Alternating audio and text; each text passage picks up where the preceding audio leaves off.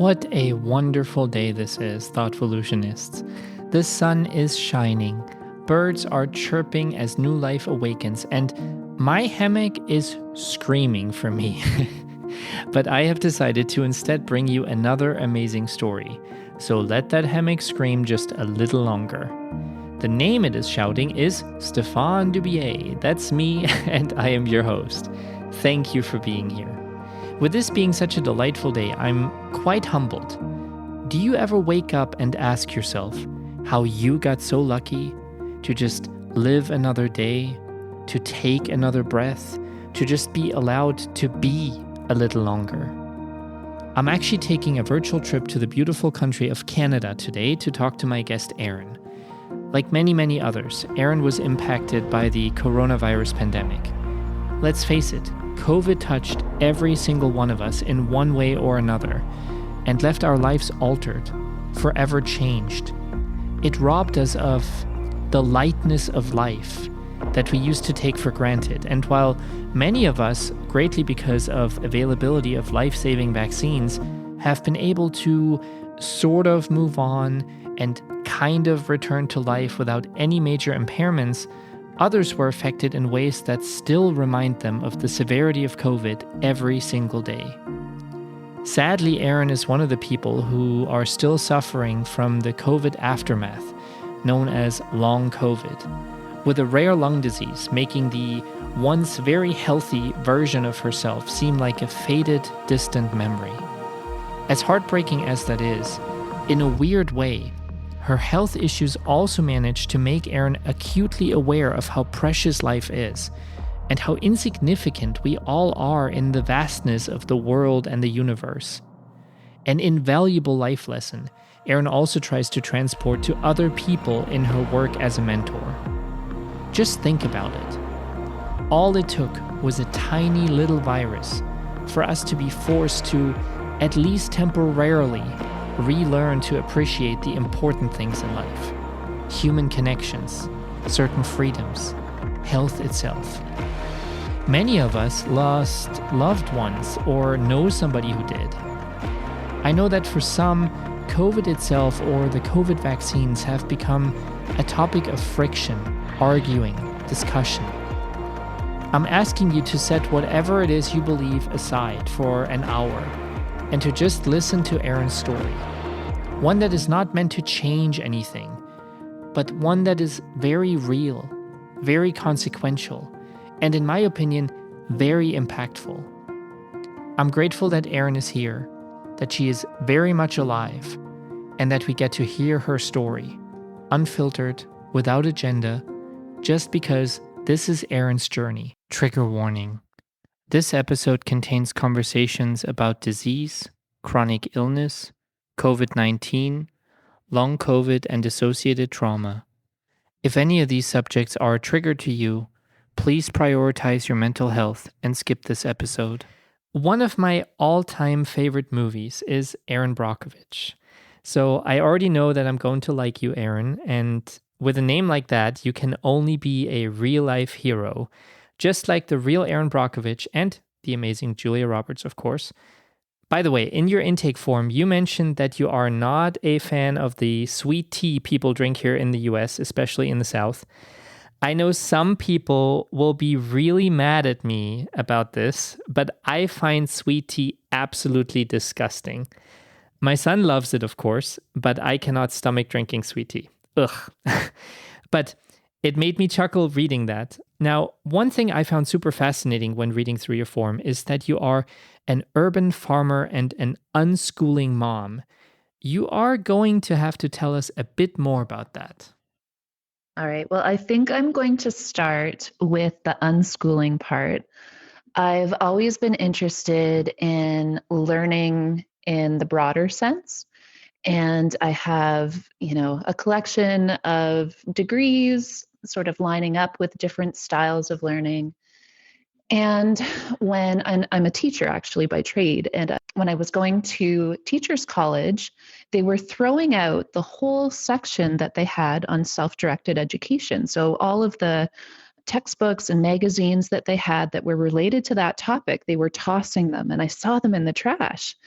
And I was looking through them and thinking, oh my gosh, I don't know why we have not been exposed to this particular style of learning. That was just sort of my first taste, and it really resonated with me because I have an undergrad in kinesiology, and so I dabbled in coaching and understanding intrinsic motivation, and I have a master's of business, and so same sort of thing, what motivates people to do the things that they do. So I was curious about adult learning and how we approach learning with children. And it just seemed like there was such a big disconnect between how we approach adult learning and then child learning. We're so much more like imposing, and we have these ideas of how learning should look or how it should be expressed. So self-directed education really sort of has been woven throughout my different experiences with work and learning. And I was working as a teacher when I was pregnant with my firstborn. And when I was on maternity leave, and here in Canada, we have a really great maternity leave. So I was off for a year. I was spending a lot of time reading about parenting and thinking about what kind of parent I wanted to be. And I was reading a lot of attachment theory books. And I was also thinking about the kids in my classes who I guess they weren't, they just weren't flourishing. And I was trying to figure out what could I be doing differently so that they could have a chance to really blossom. And I came back to finding self-directed education and how it works so well, especially for kids who are neurodivergent and kids who've gone through trauma. It seems to work well for everybody, but it works especially well for them. So I had been learning about those things. I returned to work after my maternity leave. I was applying a lot of those concepts in my classroom and just really floored by what I was seeing. But I also recognized within our public education system in my province, there's only so far that I can take this. So if I want to apply more of these principles, I'll probably have to do that outside of the public education system. And as my son was reaching the age where he was going to be entering public school, and in my province, it's definitely the norm for everybody to be entering public school. There are private schools here. There have always been homeschoolers here also, but I was pretty judgmental about homeschoolers, and private school isn't as popular here in Ontario as it is in the US states. So my son, I just recognized, I don't think he's ready. I don't think school would be a really good fit for him right now. I don't think that would be a positive experience for him. And so I thought maybe, if my husband is on board, maybe this would be a good time to try something different. So I actually started a forest school. And it was perfect timing because forest schools were just, gaining popularity and there was a lot of interest. So, I found some really interesting, bright people in my community who were interested in starting it with me. We ran that forest school for a few years. And in Ontario, you don't have to commit to being in school until the age of 6.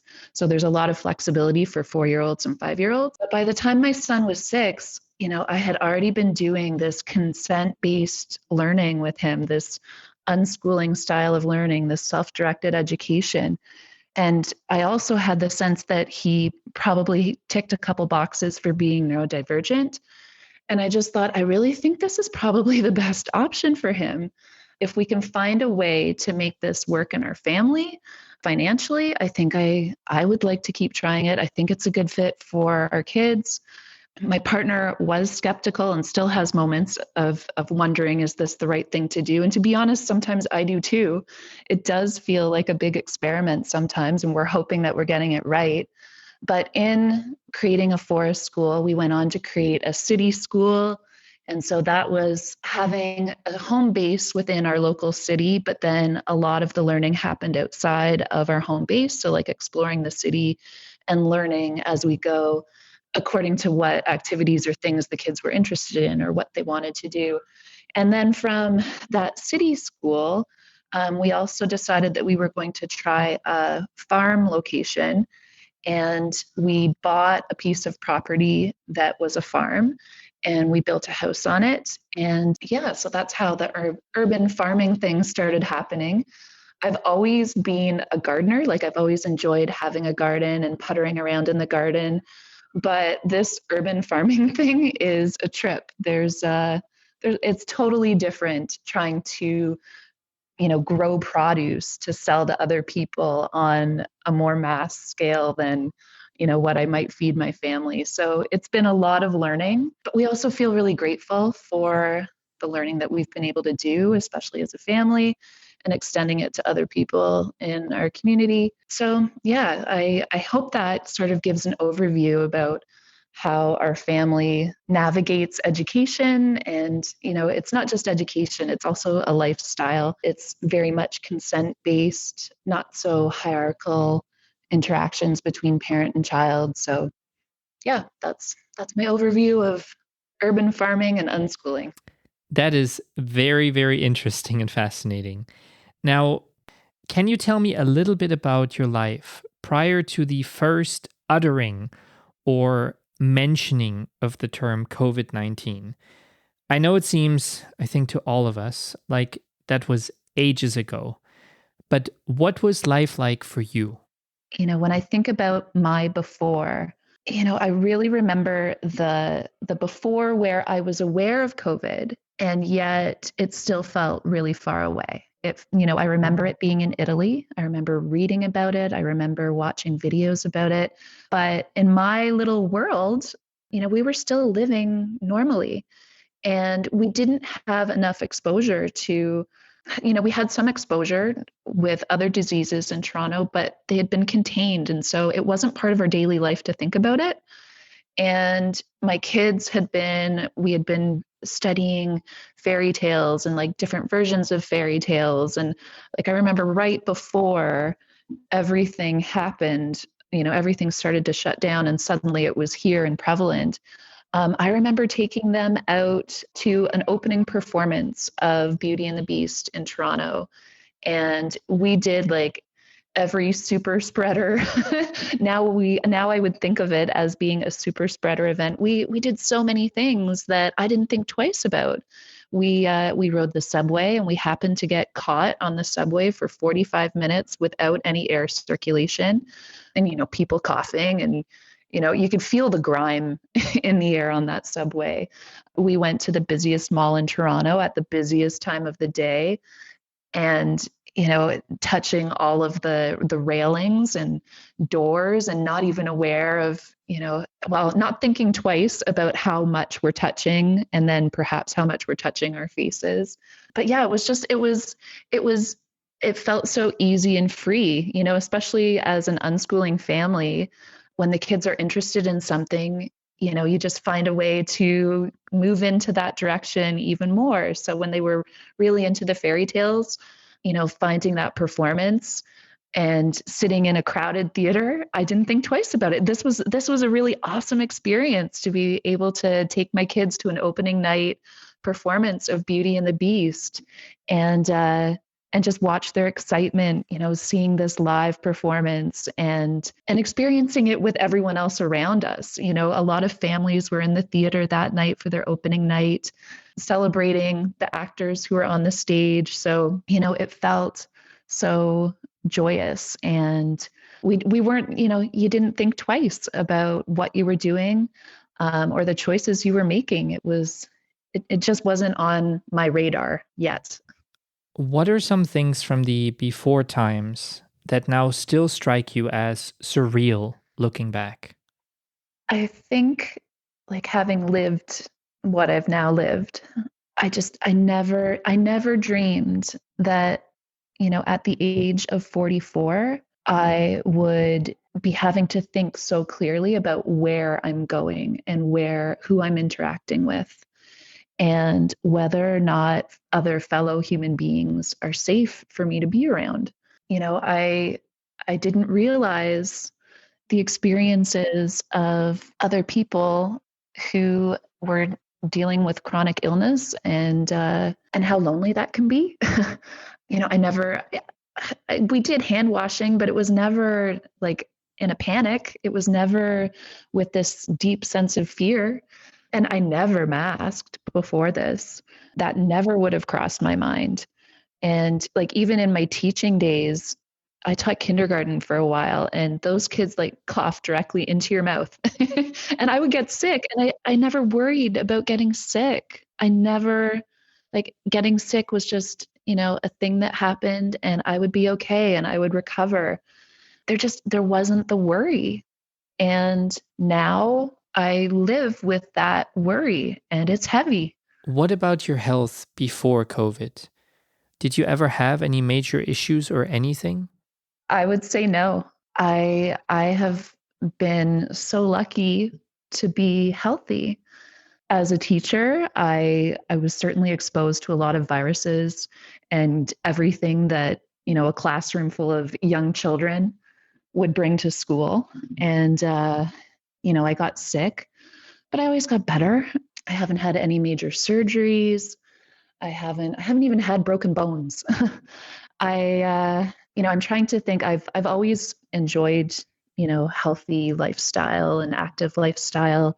And, now I see what a privilege that is also. But, I'm even like struggling to think, what kind of medications did I take? And I know that when I was running a lot in university, sometimes I would need to take an asthma puffer, but it was not even all the time. Like it was sort of when I got sick and I was still trying to run. So yeah, like I feel like I'm a great case study because I really didn't walk into this with any major health issues.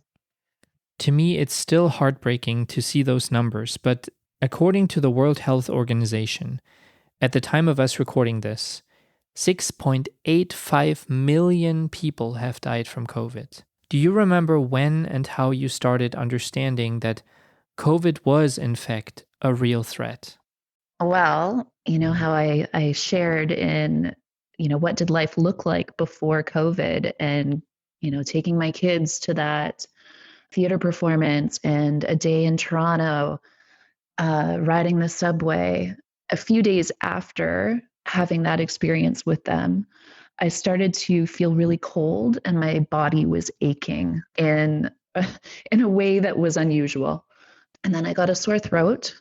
And then very quickly, I noticed that my breathing was really rough. And there were rumblings by that point in time that, COVID's going to be a thing. There were people who were saying, stock up on medications, stock up on grocery items.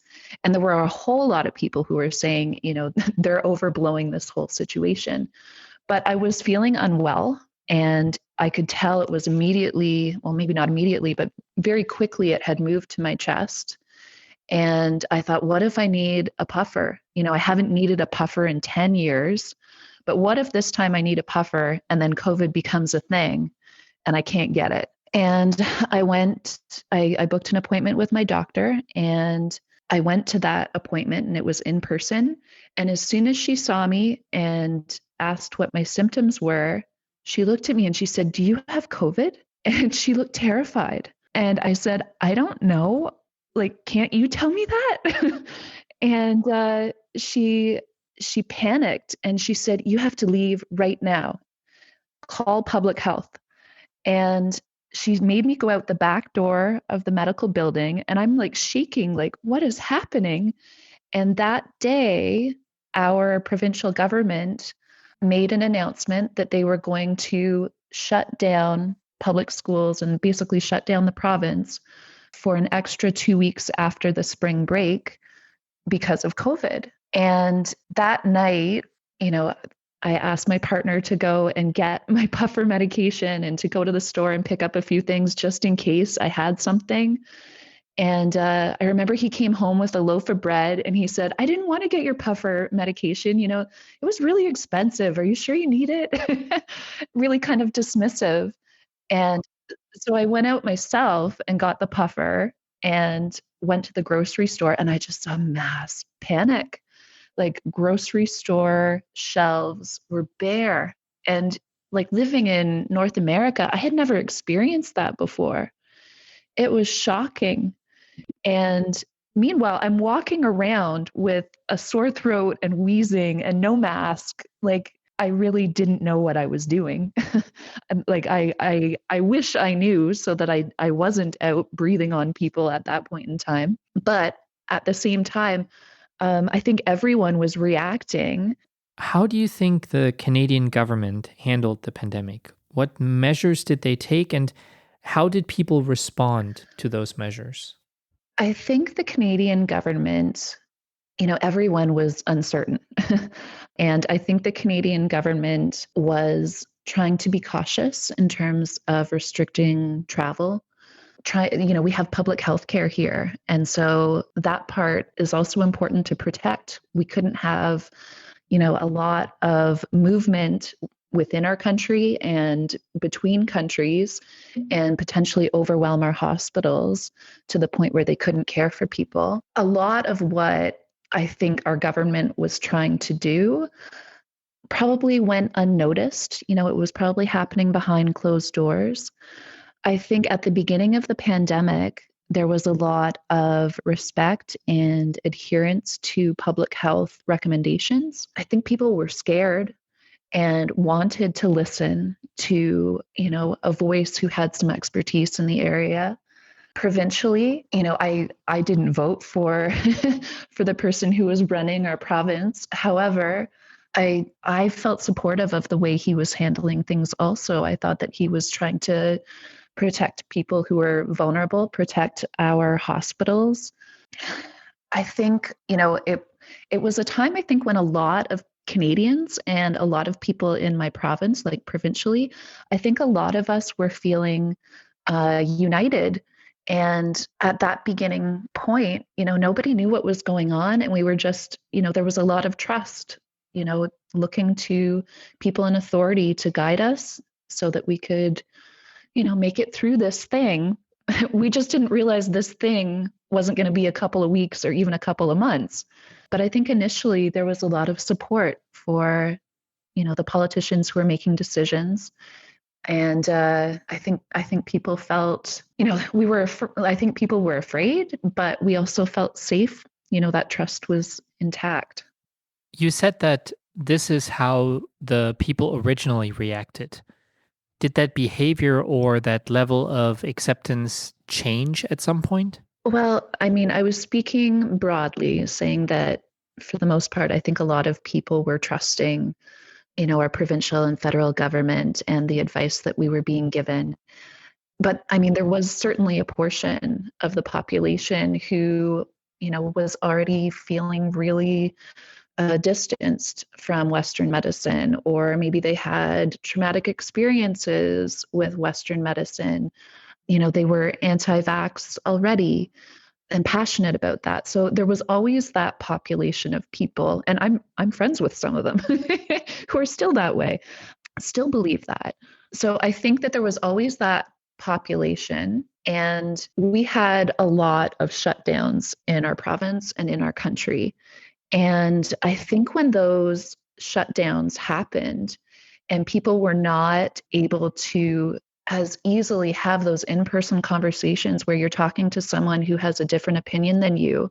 And I think they were turning to social media. They were turning to Facebook for information, Instagram, wherever people were using social media, Twitter, TikTok, they were turning to not the people in their lives who might be grounding them through their own personal experiences. They were turning to something that was giving them an algorithm that, wasn't necessarily feeding them information that might show a different perspective. And so I think those long stretches of being isolated and not having those interpersonal face-to-face connections of talking with people who are different, I think that had real impact. And, as things dragged on, as it took a long time for, hopeful hopeful events to come about, everything felt like drudgery. when is this going to be over? People thought it was going to be over quickly, and then it wasn't. And so, these little seeds of mistrust started to bloom for some people, and people started to question, is COVID really that bad? I think by the time there was vaccinations that were publicly available to all of us, so in Ontario, they rolled them out in a very systematic way. Healthcare people got them first, and then it went to people who were in long-term health institutions, people who were medically vulnerable, the elderly. So by the time it got to the general population, it had been over a year of a lot of shutdowns, economic hardship. And again, I keep going back to like social media algorithms that were feeding people, the things that would make them angry, the things that seemed, this seems like critical thinking. It seems like something different. But you weren't having those in-person conversations of someone who maybe had truly experienced COVID.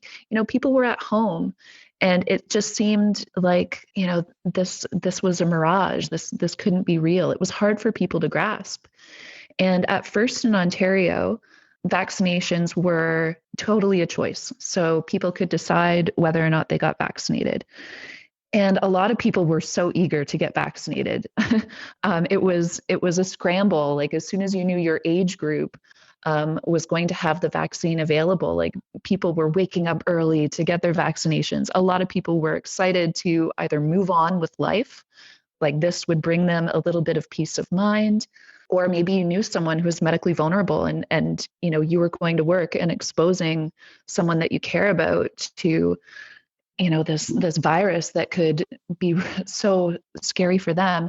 So anyway, some people were really excited and other people were hesitant. And I get the hesitancy. It was a vaccine, like I say, a vaccine. There were several vaccines that were rolled out. And normally a lot of vaccines go through several trial periods, and these were pushed along faster. So I understand the hesitancy among a lot of people, whether it was just related to this particular vaccine or if it was related to, like I was saying earlier, like trauma or bad experiences that they might have had. As the summer progressed in Ontario, rumblings started to happen. Our provincial government started to make it clear that, everyone's going to need to get vaccinated because those who are vaccinated are going to have access to more social type experiences, and people who aren't vaccinated, you can still go to the grocery store, you can still get all of the things that you need to function in life, but you won't be able to go to restaurants and eat. And as those realities started to sink in for people, some people were really angry about that. Some people were angry about that because of that feeling of their rights. Some people were upset about, they weren't feeling ready and they were feeling pressured, and it felt really uncomfortable and scary to be pressured. If you had a government job in Ontario or even federally, like you were a Canadian government employee, your workplace was mandating that you get a vaccination, or you take if there was an alternative so that you could work at home, you could do that. But a lot of them were being pressured vaccine, or you take a leave of absence. And a lot of people felt so uncomfortable about that. And I remember that shift. I remember it so clearly. People really starting to have a divide about where they stood and why. And I think the more people felt divided, the harder it became to have conversations and to think about other people in our community. It's very interesting to see this shift that I think happened in a lot of countries, from the virus actually uniting us at something that we can all fight against, and as something that we as people can come together and stand up against, to people's minds shifting and people becoming impatient and people becoming frustrated. And for some, I guess the exhaustion of COVID getting the best of them, and sadly, a lot of those people dying. Now, you were in the midst of all of this. As you said early on, you felt sick, you tried going to the doctor. Did you ever get an official COVID diagnosis? And you described to me that it was very difficult finding answers in general and getting the care you needed. Can you tell us a little bit more about that? Did I ever get an official diagnosis? Heartbreakingly, no. I have to take a minute for my heart to break a little bit, even just thinking about that again. So I went to my doctor, visited my doctor, and she felt terrified that I had it. She didn't say you have it because she didn't know, but I had enough symptoms to make her worried. At that point in time, public health in my province was saying that fever was a symptom. And if you didn't have fever, you didn't have COVID. And, at first, the first time I called public health and shared my symptoms and, what do you want me to do? I didn't have a fever and they said, don't worry, you're fine. And within 24 hours, I had lost my sense of smell, my sense of taste. I was nauseous, diarrhea, like I had everything but a fever. And I called them back and said, I have new symptoms. And at the time, I think everybody in my province was terrified that they had COVID. Probably public health was overrun with people calling scared that they had it. And there were no tests anyway available for the public. The only tests available, the only COVID tests available were for people who were not only being hospitalized, but like urgent care hospitalization. Like, we need to know if they have COVID because do we need to isolate them? But even within hospitals, like even within ER departments, they didn't have enough COVID tests to test everyone. If you were okay, they were going to send you home and hope that you were going to be okay. There was a lot of paperwork for them to go through. So I know I felt it was such an odd collection of symptoms for me that I didn't quite feel satisfied with that answer that, without a fever, it wasn't COVID. And so I started to research online and see, like, Italy was already so far ahead of where we were in Canada in terms of their experiences with COVID. And even New York, like I remember, looking through different articles that were coming out of New York and, what were their experiences with COVID. And I started to realize, there are people who, it's not a set group of symptoms for each person. Like each individual has a certain number of symptoms that might be shared, but there's also some variance. And so just because I don't have a fever actually doesn't mean that I don't have COVID. And I was also sort of paying attention to my kids. I had my husband sleep in the other room. And my youngest, who at the time was 3, she was like my little shadow. And if anyone else was going to get sick, it was going to be her, because like she just wouldn't let me isolate. That was not something that we had ever had to think about doing before. It felt weird. And like I remember when I was sick, she still wanted to like snuggle into my arms. And, I remember her napping and me feeling like, how am I supposed to breathe away from her when she's fallen asleep in my arms? Like, how seriously do I have to take this? Just feeling confused, but also thinking, I think I have it. And it wasn't the worst illness I've ever had in my life. I had the flu once in my 20s, and that was brutal. This was like bad, but it wasn't the worst ever. And I think things started to shift for me when it had been 2 weeks and a lot of the symptoms had gone away, and it was, in Ontario, winter seems to last forever. And it was the first sunny day, and I thought, I'm going to go and take a look around the farm and see what needs to be done for the growing season. And just walking around, I couldn't breathe. Like, I was struggling to breathe. And I thought, this isn't right. So I started to call my doctor repeatedly. And at that point in time, they were not doing in-person visits. They were only doing phone consultations. So after asking her, what should I do? I had this puffer that wasn't working. It wasn't helping any of my symptoms. And, she just kept saying, maybe you could up the dosage of the puffer. And I would, and, there was still no relief. And I was getting worse. My breathing was getting worse. Things like climbing the stairs. And then I would like collapse at the top of the stairs and just like trying to get enough air in. And I just couldn't, unable to read a story aloud to my kids. At that point in time, Zoom was new for everybody. Everyone was doing their work calls over Zoom. And I remember trying to speak in a Zoom meeting and having to like, I was leading a Zoom meeting once and telling everyone we were going to meditate for a minute because I couldn't catch my breath. I couldn't talk. So it was definitely abnormal for me to be struggling as much as I was. And I thought, okay, I'm going to go to a walk-in clinic.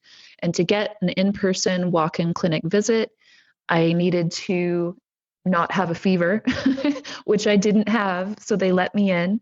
And he listened to my chest. And, I said, I suspect that I had COVID. And he asked, did you have a fever? And I said, no. And he said, no fever, no COVID. And part of me felt relieved by that. I still wanted to believe I was okay. And then the other part of me was like, it just seems really dismissive. And he listened to my chest. He said, I can't hear anything. Up your puffer dosage. And so that's what I did. And for the next 2 months, I continued to struggle to breathe. There were no additional in-person appointments. So it was just phone call appointments. And then my body started to get over it. And I remember having a phone call with my doctor following up. And she said, oh, you finally sound better. I can hear it in your voice. And I said, I am feeling better, but my breathing's still not right. This doesn't quite feel normal. And she gave me an appointment. Like she sent me an appointment slip so that I could book my own appointment with a respirologist. And I called the respirologist and they weren't taking new patients because of COVID. So, my body continued to do some really weird stuff. I started to lose hair, like clumps of hair. My period went really wonky. Usually in the summer, I'm pretty active and I eat pretty healthy, and it's so easy to eat healthy in the summer with like farmers markets and what we're growing here. But I put on 20 pounds, eating the same, exercising the same, and I put on 20 pounds. My face got really swollen, my neck got swollen, and I started to feel depressed, and I started to have memory issues. And it's not small things. Like I couldn't remember my niece and nephew's name. I would be trying to communicate and it was like the word was there and I couldn't access it. And I'm like, this isn't right. And at that point in time, no one was talking about long COVID. But without having the answers and knowing that this isn't right, and I can't get in to see a respirologist, and my doctor's still saying, oh, it's probably just stress. We've all been so stressed out with COVID. But I don't know, it just wasn't sitting right with me. I still wasn't breathing well. Anyway, I started to find out, is there anyone who has had something happening beyond their COVID infection? And that's when I started to come across the term long COVID. And in the beginning, there wasn't a whole lot of information out there on it. But on Facebook, I found a group of people who believed that they had COVID. Similar to me, like it was a Canadian group, they didn't necessarily have a positive COVID test to go along with it because there was a large chunk of people who didn't have access to tests at the beginning. And so that just started as a support group. Like, what have you been asking your doctor for? What has been working for you? What hasn't? And so I asked for, some blood tests. I asked for, different things. And like a lot of long COVID patients, there wasn't any serious red flags that were coming back in the testing that was done.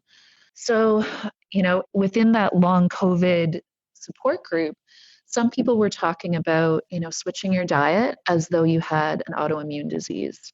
So I did that and I made big changes to my diet as though I had an autoimmune disease. And with that, I was able to stabilize my period. My hair loss, thankfully, I stopped having that hair loss. And I wouldn't say the brain fog went away right away, but it stopped worsening. And I would say that by what year would that have been? January 2021. A lot of things had stabilized to the point where it wasn't a front priority for me anymore to get help. I had found ways to manage life with this weird breathing, and a lot of the other symptoms, they were manageable. And so I went about daily life like it wasn't a big deal. My family started to notice when my breathing was deteriorating. And by the time I could get vaccinated, my first vaccination was actually on my birthday in June. And I told them, I was just very flippant about it. I think I just, they asked, do you have any of these symptoms? Because as much as people didn't want to get the vaccination, if you had a certain number of symptoms, they weren't going to give you the vaccination, even if you wanted it in my province. So I remember, going through that list and saying, yeah, I have all these things, but it's long COVID. And at that time, medical people had a little inkling of long COVID. And so they let me get my first vaccination. And then a month and a half later, after getting that vaccination, I had a really scary episode of not being able to breathe through the night. And it was so scary that I just thought, like, this is not normal. I can't pretend like I can go on like this. I called my doctor and she said, I can give you some different puffers, or you can go to emergency and, see if they can get an x-ray and give you some different answers. Because that was the one thing that I hadn't done yet, was get an x-ray. And I went to our emergency department in my city. And, even as I'm sitting there, I'm thinking about all of the doctor's appointments that I've had where they're like, no, you're normal. Everything's normal. It's all fine. It's just stress. And, I was texting my husband and I was saying, like, what do I do if they come back this time and they say this is normal? Because this is not normal. And I didn't realize he had done that, but he had recorded my breathing the night before because he was really scared that something was going to happen to me. And he was also worried that I wasn't going to be believed.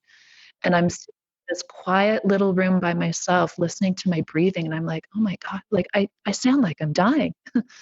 And then the doctor came in and she started asking me COVID questions. And I was like, huh. And I'm answering no, and I had done a COVID test and the answer was no, I don't have COVID. But my x-ray had come back with, what is it called? Crazy paving. And that is a common feature for people who've had COVID, is that they have that kind of crazy paving in their lungs. And she said, so it's either COVID or it's a very rare disease. I'm going to give you some antibiotics and, take the antibiotics. And she gave me 2 different kinds in case it was COVID or in case it was some other illness. I took the medications, and I don't like antibiotics. I try not to take them.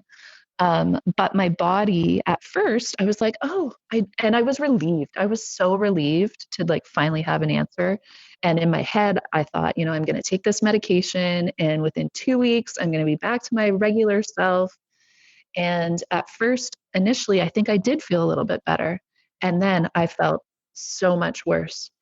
And the deterioration of my health was rapid.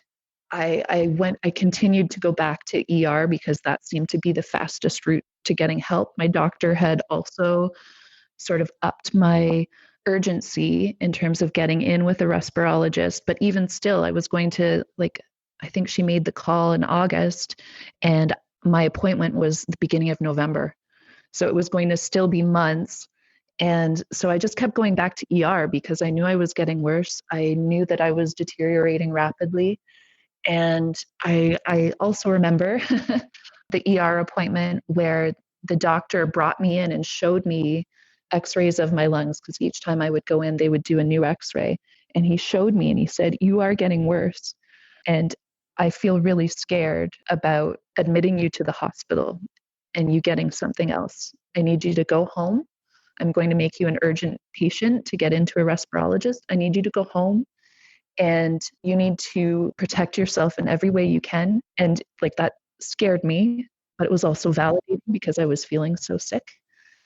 Before I kind of jump in here and ask my little follow up question, I want to say that I feel your pain and that I am so sorry that you had to go through that. I can only imagine how isolating and alienating it must feel to not feel at home in your body anymore because, you're going through all of these health issues that seem to be completely out of control and there seems to be nothing that you can do. To then go to the specialists, to the doctors, to the people who are there to give you an answer, just to still not have an answer. So, from the bottom of my heart, I feel your pain, and I can only imagine the ordeal that you had to go through. And I, I just want to say that because I think in moments like these, with all the discussions about COVID, we often forget that there were real people affected by this, real people who have families, real people who, want to be seen, want to be loved. And in times like these, when, on top of you going through health issues, you turn on the news and you see people thinking that all of this is a hoax, when you know that your problems are very real, then you go to doctors and they cannot give you answers. It's the frustration and the devastation in your story. It very much touches me. So, the World Health Organization defines long COVID symptoms as symptoms lasting 3 or more months after first contracting the virus. And those symptoms would need to be ones the patients did not have prior to their COVID-19 infection. I could not find reliable data for Canada, but in the United States, 1 in 13 adults, that is 7.5% of the adult population, suffer from long COVID symptoms. Now, jumping ahead a little bit, and for you to tell the rest of your story, but do you have a clear understanding and diagnosis now of what you are suffering from? Well, first of all, thank you for that message of compassion. That feels really nice to receive. Yeah, I do know what I have now. After learning from the ER doctor that whatever I had was getting worse and that he felt really concerned, they upped my urgency and I started to receive treatment faster. Maybe not treatment. They were still trying to diagnose. They didn't want to admit me to hospital for fear of some other infection, but they did a lung biopsy. And there's a little story that goes along with the lung biopsy, but I won't go into that one. However, I had a collapsed lung because when they're doing that biopsy, the lung tissue is so delicate that it's possible to nick the lung and then have a collapsed lung. So I had a collapsed lung, and that meant that I actually had to return to the hospital to make sure that my lung was inflating again. And in doing that, I spoke to, he happened to be a radiologist. They had radiologists insert the tubing into my lungs to help it reinflate because they're used to inserting chemo medication. I don't know, are they stints? I'm not really sure. But anyway, I was speaking to a radiologist, and it was just his nurse and him and I, and he started asking me, like, do you have any idea what's going on with you? He said, I saw your x-rays. I looked at your file. Like, do you have any idea? And I said, no. Like, I think I got COVID in 2020 before there were tests. I think I had long COVID, but I don't know what this is. I don't know why I still can't breathe.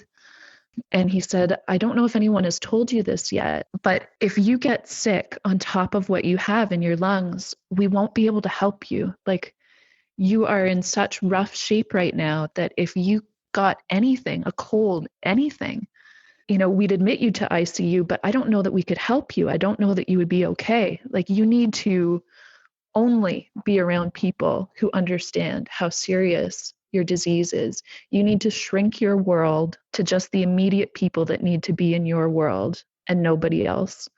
And even those people, they need to understand just how fragile your life is right now. And that scared the crap out of me. But I was also so thankful that I had this quiet moment with this doctor who had time to say to me, this is serious. You've got to take this really seriously. And the lung biopsy came back as pulmonary alveolar proteinosis, which is basically like in our lungs, the little alveoli, that's where oxygen and carbon dioxide exchange. So we breathe out the carbon dioxide and we breathe in the oxygen. And for that exchange to happen, there's like this little surfactant that allows that to happen. And normally we have these white blood cells, macrophages, that will come along and they'll clean the surfactant out. In the biopsy, they discovered that I had a buildup of this surfactant. And this buildup, it can either be a symptom or it can be a disease. So at that point in time, they knew that I had pulmonary alveoli proteinosis, but they didn't know if it was a symptom of something in my environment or if it was an autoimmune disease. And to find that out, they needed to do blood work. And it is such a rare disease that not all countries in the world can do this blood work. Once they realized that I had this PAP, they decided that they were going to send me to, I'm so lucky to live where I live. We have a fabulous research institution that is also part of a hospital.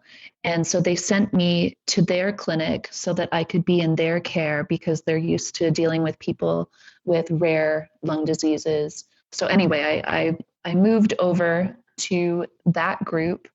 By that point in time, I was on oxygen and needing oxygen for every activity. And in fact, it was getting so bad that I for the most part, I couldn't do many activities anymore. So even just doing things with my kids, my mom had to, take my dog, and, there was a lot going on, and yet I didn't have like the capacity to grieve any of it at that time either. And I went in for my appointment and they took the blood work and they said, we're going to have to send this blood work to they did blood work for so many different diseases and illnesses.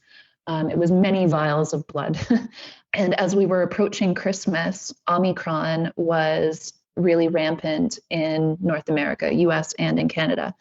And for us, that meant that, once again, businesses were being shut down. Hospitals were beyond capacity. They were trying to figure out what they were going to do to continue to service people who needed emergency care because they were just so overwhelmed with Omicron. And people were really upset about, around Christmas time, once again, they're calling for lockdowns in Ontario, in our province. And, people were really pushing back. And it wasn't just Ontario, it was all of Canada. That people were starting to feel really angry and voicing their anger on social media. There was noise around having a protest, which later became, I think they called themselves the Freedom Trucker Protest. But I was getting worse and worse and worse. And we couldn't, it was just my kids and my husband and my parents. We all agreed that they weren't going to see anyone to protect me. My mom was doing our grocery shopping and she would go at, I don't know what time she went, 6 a.m. or something when no one else was there. And at some point after Christmas, after another really bad night of not breathing, Steve said to me, how much longer do you think you can do this? How much longer do you think you can wait for your treatment? Because at that point in time, they knew that I needed a lung lavage and they were trying to schedule it, but they were having a hard time scheduling it because Omicron was so prevalent and taking over, hospitals. But Steve was looking at me saying, I don't know how much longer you can manage. And, you know, I was starting to feel really scared too. Like it was one thing to feel scared about getting another illness on top of what I was already experiencing, but we started to realize like my path for getting treatment was also narrowing. I might not make it to the point where I can get treatment. So I called my doctor and I said, I had a really bad night. I have my oxygen up as high as it can go. I'm bedridden all day. Crawling to the bathroom is beyond exhausting. What do you want me to do? And he said, I think you need to come in as an emergency patient. And so, yeah, I was admitted to the hospital and I got to see firsthand what it meant to have a hospital overwhelmed with COVID. And I'm so grateful for our public health care. I don't want it to be a knock on having public health care. I've thought about that so many times, how the number of times I had to go to ER, the number of times I've seen doctors, and it's not like I had to pay out of pocket for any of that. And I'm so grateful because I'm just so grateful. Anyway, being in the hospital, it was emotional seeing what that hospital was like, the strain that staff were under, just the number of people who needed care. But that was actually like it was at that time when I was just admitted to my room, and they were planning to do an emergency lung lavage. The province shut down all surgeries, all non-essential surgeries. And by the way, non-essential, they include like people who are waiting for their cancer surgery, brain tumor. That was determined non-essential. It was really only people who were, coming into the hospital because of a car accident or it was like imminent death. Those were the ones that were allowed to go through and still have a surgery. And I was considered one of those in the hospital. I anyway, I get emotional just remembering. I get flooded with all of the feelings. But it was in the hospital that first day that I was admitted to my hospital room that they came back and they said, we were waiting on this one last test. Every other test that we did, you came back negative. And this one test for autoimmune PAP, you're positive. Your body is making antibodies attacking these macrophages, these white blood cells in your lungs, and making it so that your body can't get rid of this surfactant. And, I still needed the lung lavage. It didn't change my treatment. It was really great to know that it had a name. I didn't know much about autoimmune diseases at that time. I think that my doctors were trying to explain to me, like they were trying to get me up to speed, but it all felt quite overwhelming. But basically, they said this type of a disease, along with lots of other autoimmune diseases, it's usually triggered. So, genetically, who knows how many people are walking around with potential for autoimmune diseases? It could be all of us. So, who knows how many people are walking around with autoimmune diseases? But for that to get turned on in your body, you need to have experienced a virus. And I thought, well, I think I know what virus that was. And so I only have one. I've been saving my papers that I have, my medical documents, and I only have one document that says possible COVID case. And it's from that being in that room where like suddenly pieces were falling into place. Suddenly it was like, we will never know for sure if I had COVID. We will never know for sure if I had long COVID. But here we are, after getting a weird collection of symptoms in March 2020 and living with a weird collection of symptoms for years, now I had something that was actionable and that I could say, this is real and have people take me seriously. And so it was validating, and it was scary.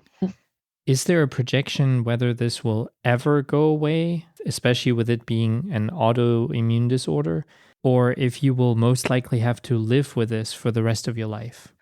I think this is what my doctors were trying to help me grasp. I will have this for the rest of my life.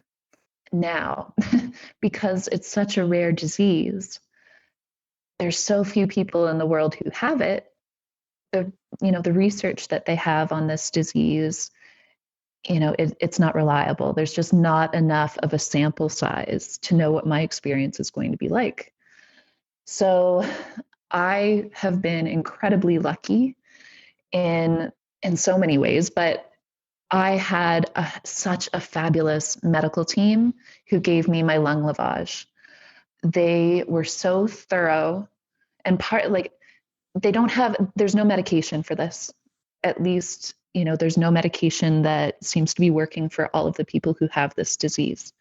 The only thing is treatment. Whenever you need a lung lavage, going into the hospital and going through this brutal process where they basically beat up your ribs, trying to help your lungs loosen up the surfactant so that this solution that they're pumping through one of your lungs while the other lung does all of the work of breathing, and they're trying to wash it out, they're trying to flush it out, and it's a ton of fluid. And under certain circumstances, they actually can't do it for people. If your body is too weak, if your lung is too far gone or too far damaged, if they're unsure if you can survive the lung lavage, then they have ways of mitigating that. Like maybe they'll do one lung and then a few months later after you've recovered do the other lung. But there could be a point in time when my body can't handle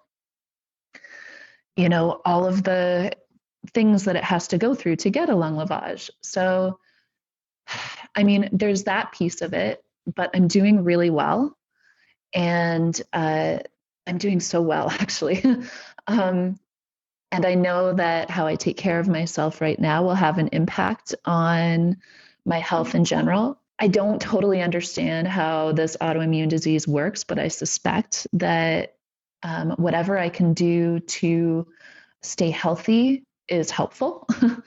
There is a new drug that is being tested, and it looks really positive and hopeful. It doesn't get rid of the disease, but it can lengthen the time between lung lavages.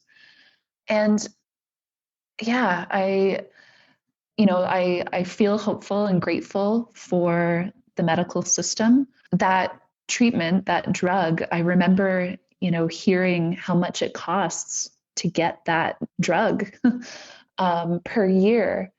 And I remember just being floored at the thought that someone or a bunch of people were paying this amount of money so that I could lead a more full life. And I remember saying that to my doctor and almost feeling like a sense of survivor's guilt around it. Like, really, I'm going to get this so that I can go back out into life and live a little bit. And just feeling like this, like I don't know how to receive this gift. And he said, you can't look at it that way. You can't focus on how much this costs because this is part of a bigger picture. The research that's being done on this drug, the research that you would be agreeing to take part in, it's part of this bigger understanding of illness, a bigger understanding of autoimmune diseases, a bigger understanding of how our immune systems work. And so, yeah, I will always have this.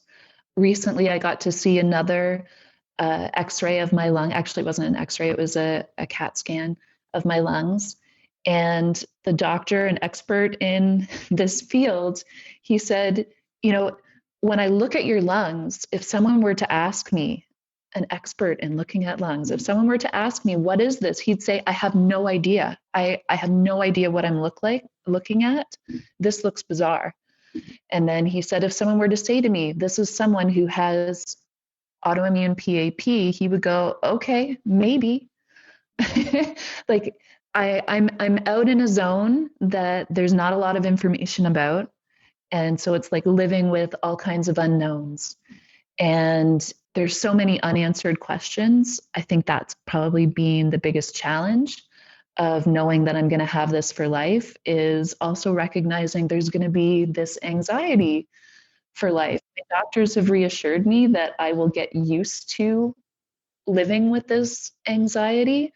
But yeah, I'm still so new to this. I'm not used to it yet. I love that despite all of this, you describe not so much the despair, right, in your situation, but you actually describe the gratitude for the medication, the gratitude for the doctors who are helping you, for your medical team. I think that's truly beautiful.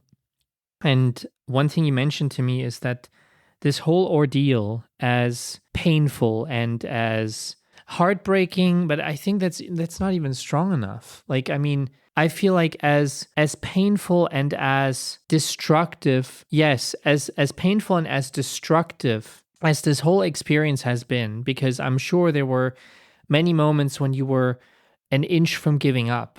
You utilize this as something to open your eyes to the preciousness of life. How do you use this revelation, the revelation that life is such an incredible gift, to now also potentially help other people become more aware of how privileged we are to take another breath and to see another day?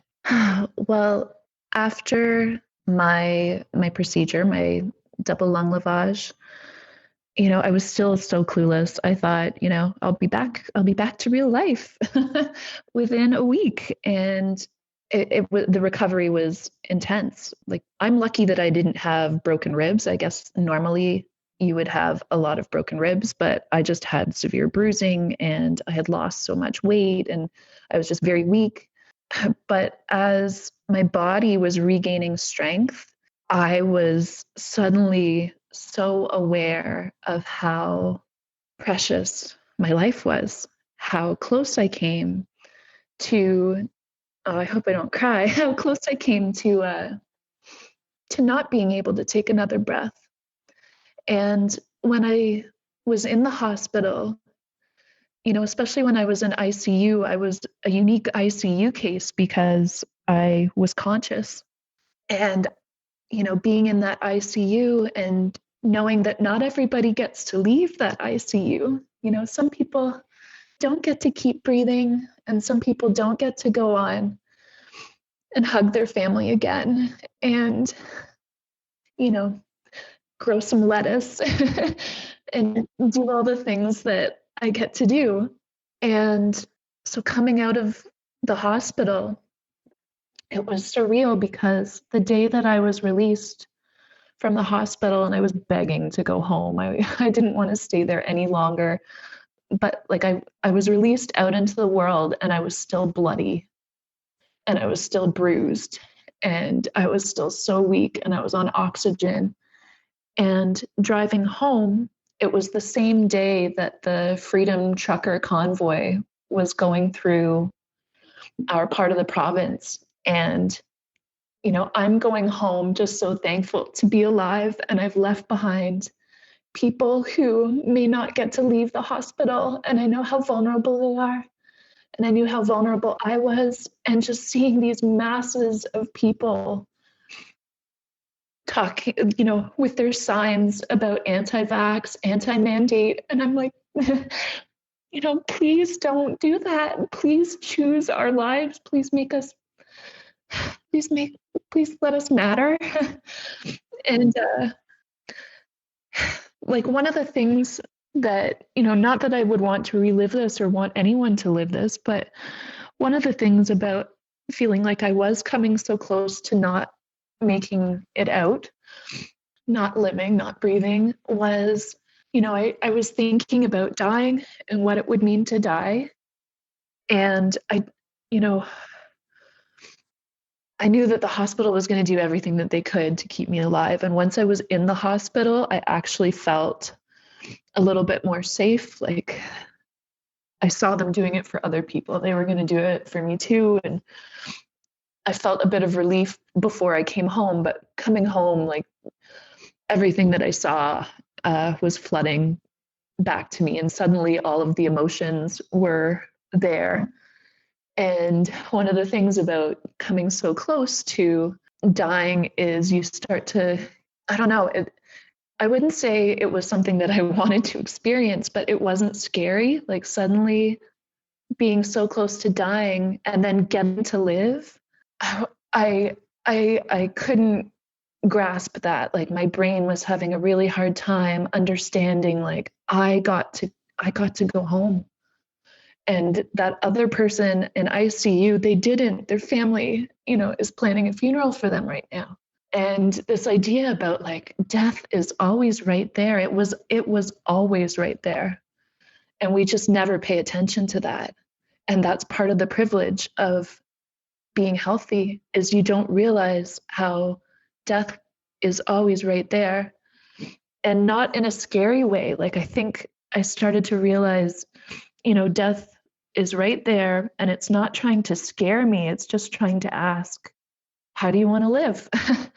Like if death is right there beside you, how do you want to live today? What do you want to value? And it wasn't like I was actively trying to like look at the bright side or, aiming for any particular outcome. There was a period of time in my recovery where physically I was doing great, and emotionally I was just overwhelmed by what I was seeing in the world around me and my own experience. And I remember saying to friends, this could go in the direction of PTSD. This is intense. I don't know how to I don't know how to move through all of this.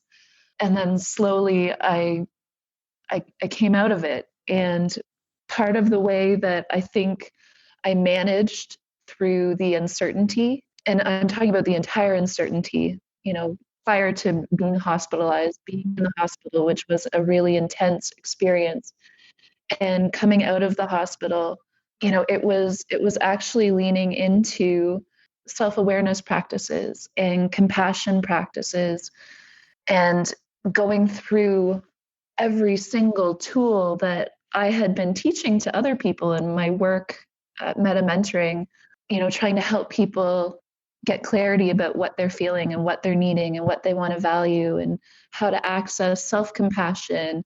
And then once you've got enough self compassion and you feel ready, like reaching out and having compassion for other people, like I think it was that process of constantly going back to self awareness and self compassion. And if I couldn't access self compassion, knowing that I needed to reach out to others and receive compassion from others. And it was such a gift. And it's a gift that, again, I wouldn't want to wish on anyone else. And I'm not even really sure I would want to relive it if I had a choice. But I recognize, I got to see and experience compassion in a way that not everybody gets to see and experience. And I actually, part of my healing process, I had been journaling all along, and I decided to turn my journal entries into a book that highlights how, repeatedly going into compassion practices helped me keep my sanity. It helped me so that I wasn't carrying around that anger and frustration that I might have been pointing towards other people who didn't agree with my wish for everyone to follow mandates and get vaccinated.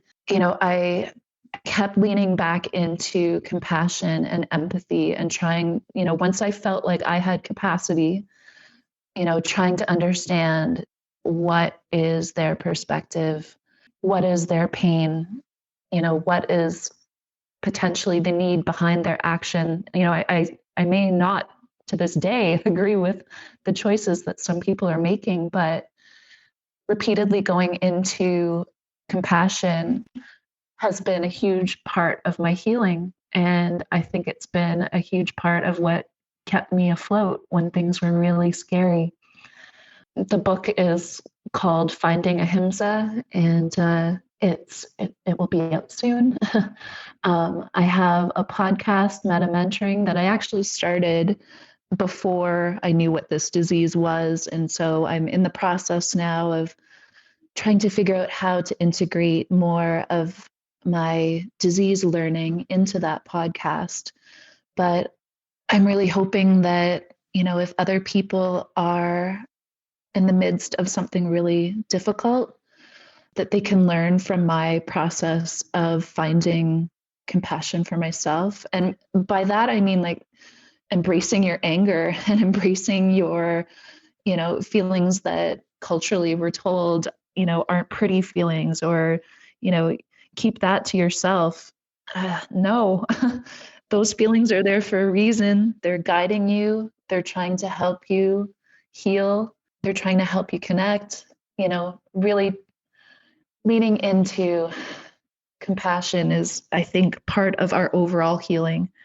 And yeah, so I feel inspired right now to share some of my practices and help other people so that they, first of all, don't have to feel so alone in their experience. And second of all, I want them to be okay. I want them to find their way to, I want them to find their way out of it. I want them to find their way to at least peace. If you have, even if you have to live with tragedy or disease or something else that just rips your world, how to hold on to those parts that are so difficult and yet still be able to, it feels like such a big ask, but to still be able to find peace and beauty in the world and still feel like yourself.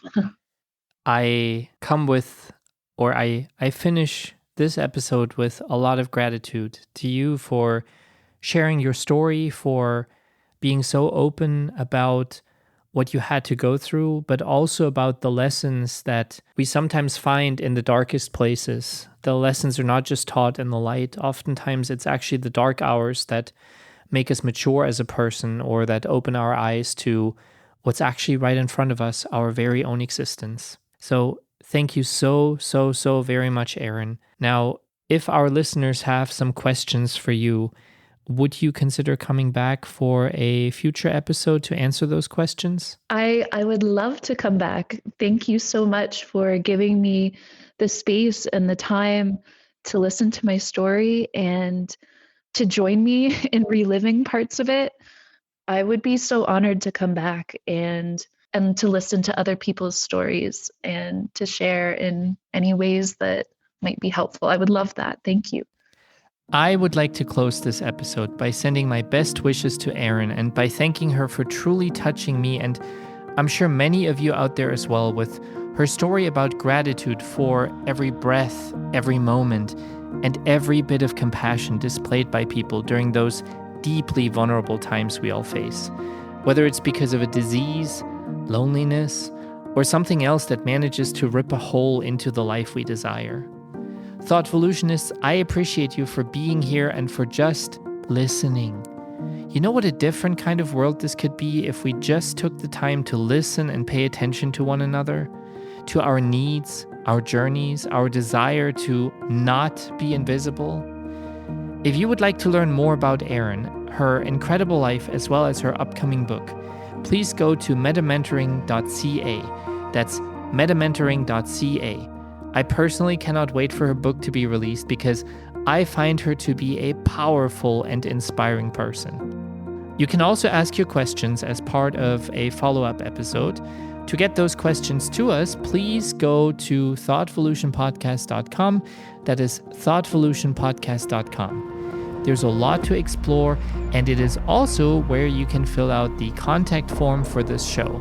If you would like for your own voice to be heard, fill out the intake form to be a guest on this show. That is exactly how Erin did it. Don't forget to pay our merch store a visit to check out some of our hoodies, shirts, stickers, notepads, tumblers, or hats. You can also call our virtual voicemail number at 864-501-5033. That is 864-501-5033, and leave us a message. I always forget to mention this, but we are even on YouTube. So I would love for you to hop over there to like and subscribe our channel called Thoughtvolution, and feel free to comment on the stories told by your favorite guests. We're building a community here, and I think that is one lesson that COVID really did teach us all. We are meant to help and support each other, and we cannot do it alone. Supporting each other could be sitting down without that phone in your hand to just listen to your neighbor, your friend, your cousin, uncle, dad, mom, brother, sister, a stranger, to the people in and around your circles. Let's stop taking each other for granted, taking the little things in life for granted. Something as simple as taking a breath, waking up, seeing another day, being allowed to just be a little longer is worth celebrating. So please, be attentive and don't let the beauty of today pass you by. I love y'all so very much, and I cannot wait to meet you back here next week. Until then, be safe, stay as healthy as you are able to, and please be kind to each other.